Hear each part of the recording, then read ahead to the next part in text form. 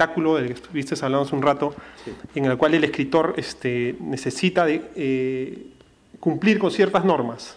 O sea, ser bueno, atrapar al lector,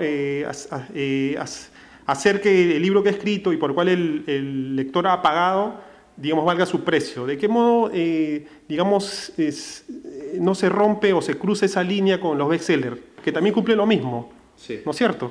Sí. Explícanos, pues. Sí, por es favor. utilizando el título de la película de Terrence Malick, es una delgada línea roja, que es complicadísimo, pero yo creo que todo reside, que es una expresión que he utilizado estos días aquí en Lima, en un respeto al lector.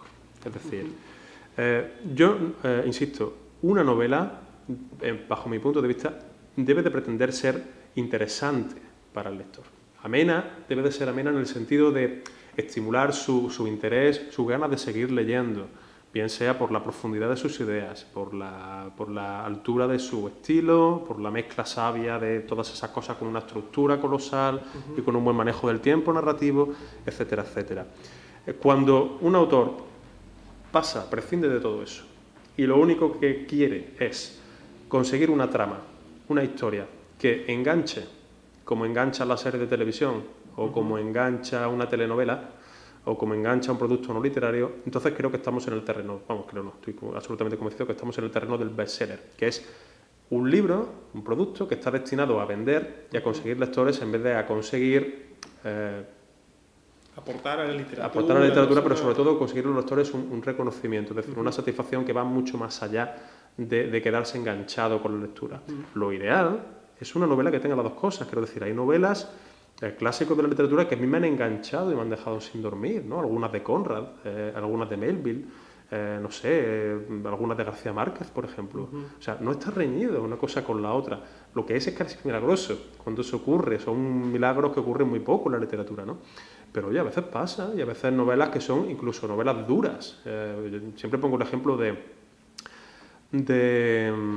nombre de la rosa, de Umberto Eco, que evidentemente no es una novela fácil, que tiene como 30 páginas enteras en latín sin traducir, o sea que está como en las antípodas de lo que pudiera ser un bestseller, y sin embargo va y se convierte en un bestseller y habla de filosofía y aparece y se habla de Aristóteles en esa novela. ¿Sabes lo que te quiero decir? No es una novela fácil y se convierte en un bestseller. ¿Por qué? Pues no lo sabemos. Entonces, creo que es un milagro cuando un libro de gran literatura acaba siendo un bestseller o tiene esa cosa del enganche. Pero creo que el enganche, el dejar atrapado al lector, no debería de ser la finalidad principal de un narrador, sinceramente. Este asunto de la internet, lo virtual y los blogs y las net, ¿en qué modo, digamos, ha incidido en la crítica literaria? Porque, por ejemplo, alguien saca ahora una crítica, aparece en una página web o un blog y inmediatamente, digamos, vienen las respuestas, ¿no es cierto? Las respuestas o la polémica, ¿no? ¿De qué forma ves tú esto? ¿Cómo crees que ha agilizado la crítica moderna? Bueno, yo sinceramente, yo creo que ha sido una bendición. Creo que ha sido lo mejor que le podía pasar a la crítica literaria. El hecho de que haya miles o centenares de miles de blogs literarios y de crítica literaria que son inanes o absurdos o que no tienen calidad ninguna, no obsta para nada a lo que estoy diciendo, porque basta con no leerlos. Lo interesante son los blogs que sí son serios, que sí, de verdad, analizan los libros y que permiten el diálogo, porque ese diálogo es precisamente lo que venía faltando. Me explico con esto. La mayoría yo no sé aquí en Latinoamérica, conozco algunas revistas, no las conozco a todas, pero desde luego en la mayoría de los suplementos españoles y en casi todas las revistas, salvo algunas revistas como Revista de Libros, por ejemplo, que es una buena revista y que permite cartas al director de la revista en los números siguientes. Bueno, pues salvo esa rara excepción y alguna otra que ahora mismo no recuerdo, todos los suplementos y revistas españolas impiden la respuesta al crítico. O sea, el crítico es como si fuera una especie de sacerdote o de, no sé cómo decirlo, que hablara ex cátedra y sobre, más que un sacerdote, una especie de juez que dicta sentencia inapelable, sin recurso. Una sentencia firme desde su primera aparición, sin posibilidad de que pase a una audiencia provincial o que la revise. Nada, se acabó, ahí se acabó el tema, ¿no? Entonces, eso, aparte de de cierta indefensión por parte de los escritores, que luego en realidad los escritores tampoco suelen responder incluso cuando pueden hacerlo, pero primero, no se les debería prohibir, como se les prohíbe en estos medios hacerlo, punto número uno. Pero es que también los lectores tienen derecho a responder. Es que los lectores pueden estar en desacuerdo y muchas veces lo están con el crítico. Entonces, para mí la aparición de un formato como el blog, que permite hacer tu reseña y que luego vengan 1, 2 o 300 lectores a decir no estoy de acuerdo, eso es lo mejor que nos puede pasar a los críticos, porque nos coloca en la situación del crítico criticado, que es la que tenemos que tener, la que es nuestra obligación. Es decir, tú tienes un criterio, sosténlo, pero, digamos, aceptas las consecuencias. Claro. Porque el escritor cuando publica, lo hace aceptando las consecuencias de que luego van a venir gente como tú y va a hacer la reseña de esa obra. Eso el escritor lo sabe y actúa en consecuencia. Pero es que los críticos, al menos en España, durante mucho tiempo han sido totalmente impunes. Lo único que le quedaba al escritor es mandarle una carta quejándose o diciendo, mira, estoy de acuerdo con tu reseña, pero creo que aquí te has equivocado o que no has visto este detalle que te hubiera hecho ver, que te estás equivocando o que por lo menos hay una parte de la reseña que no va por el buen sentido. Pero es que no había forma, ni el lector, ni el escritor podía contestar, ni los lectores podían decir, perdón usted, pero no creo que se ha equivocado usted de medio a medio.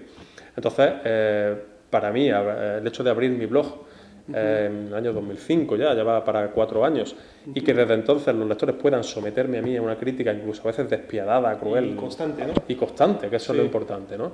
Pero hay un desgaste también, ¿sientes eso? Sí, no voy a negarlo, y a veces, como te digo yo, sobre todo cuando a veces llegas de trabajar tarde por la noche y entras en el blog a ver si ha habido comentarios y después de todo el día de trabajo y después de haberte tomado un trabajo muy largo leyendo el libro y haciendo la reseña, viene alguien y despacha la reseña mostrando su desacuerdo, a lo mejor incluso con un exabrupto, con un insulto, sin molestarse en hacer lo que tú has hecho, que es intentar argumentar lo que dices.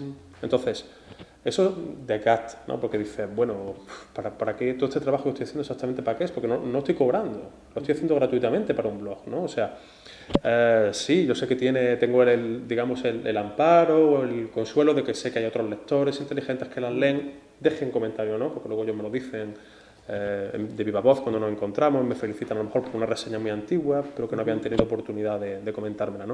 Bueno, eso te respalda y te anima, ¿no? Pero no te niego que hay veces en que dices, pero bueno, ¿por qué estoy escribiendo para este cretino? Que es incapaz de argumentarme siquiera porque está en desacuerdo conmigo. A mí la gente que es más valiosa para mí es la que está en desacuerdo conmigo y me dice por qué. Y me dice, no, mi opinión es que aquí el escritor lo que ha intentado decir es tal y cual y tú no te has dado cuenta. Oye, hay veces que tienes razón. Hay veces que tienes razón, uno no es perfecto, ni como crítico ni como nada. Hay que aceptarlo, ¿no es cierto? Y hay que aceptarlo y además cómo se aprende. Y es como uno mejora como crítico. En el momento en que tú no tienes ningún espejo en el que mirarte, entonces estás perdido, porque es que tu autocrítica, tu sentido de la mejora, del sentido de intentar mejorarte y perfeccionarte como lector, no cuentas nada más que con tu propia voz, ¿no? Tienes que contar con otros espejos, con otras voces, a veces muy inteligentes, a veces airadas o digamos un poco desencaminadas, incluso da igual, pero tienes que estar sometido a la crítica tú, para empezar, para que sepas cómo se siente el autor cuando tú lo criticas. Eso también es muy importante, ¿eh? O sea, que nadie piense que yo no sé lo que un escritor sufre. Como soy escritor, lo sé positivamente, ¿no? Pero además, como crítico, al principio todos los críticos jóvenes son así como muy valientes, todo es una porquería y este escritor no vale un duro. Con el tiempo aprendes a decir, bueno, aquí hay un trabajo, ha habido unos años de trabajo, tampoco cosa de echar esto por la borda gratuitamente. O sea, si vas a hacer un ataque duro, de verdad, vas a tener que argumentarlo muy bien. Que no parezca lo que no es, que no parezca algo personal.